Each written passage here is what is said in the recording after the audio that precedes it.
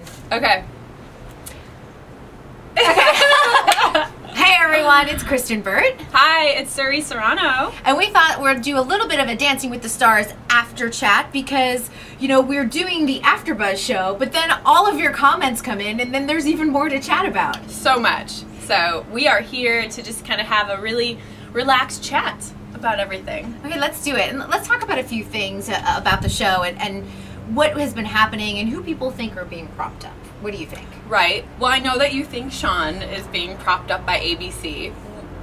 For the audience and for our fans at home, what does that mean?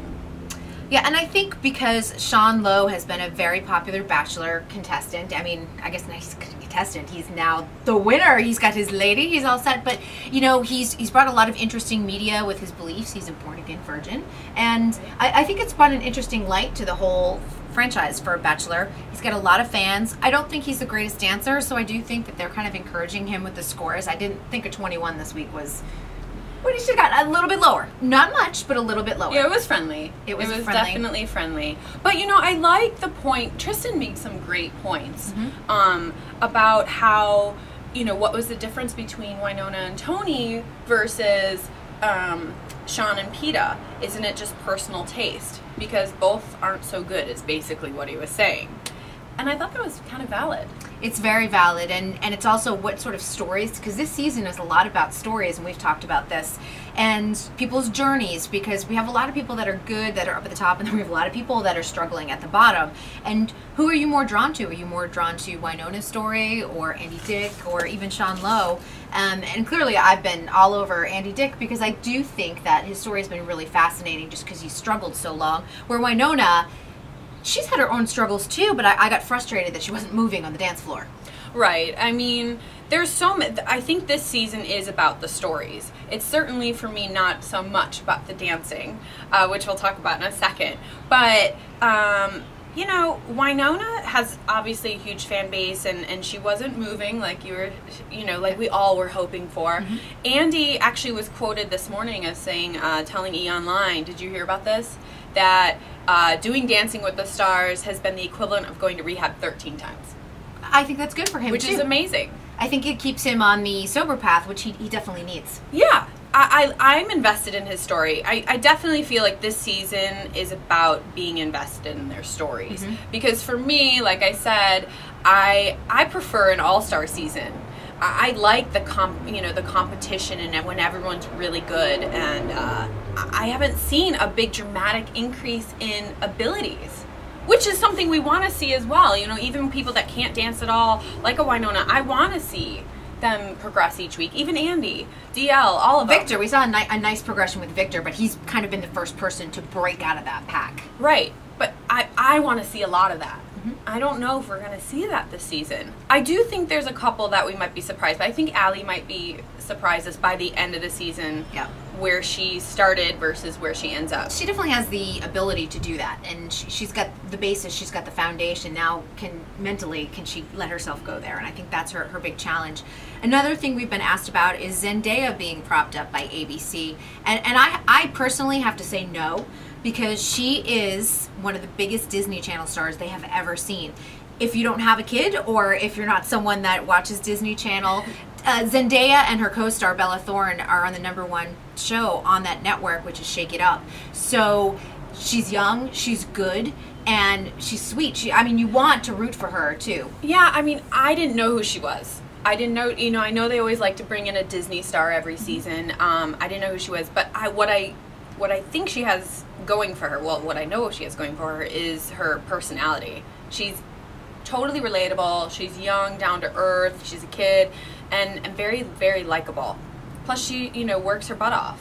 She does work her butt off, and we have to remember, and Tristan pointed this out, another good point from Tristan, that she's only allowed to rehearse about 4 hours a day. She has to go to school. She has other obligations. These Disney Channel stars, too, they are promotional. I mean, they're all over the place. So I do red carpets, you do red carpets. You see them a lot around town. So it's definitely, she's got a big, full, busy life for someone that's 16, so we can't discount her age or anything else. She does have the ability to pick up choreography probably quicker than some of the other celebs. Yeah, because she has dance background, but you know, there's been other people like Nicole Scherzinger and people like that that have dance backgrounds been on the show.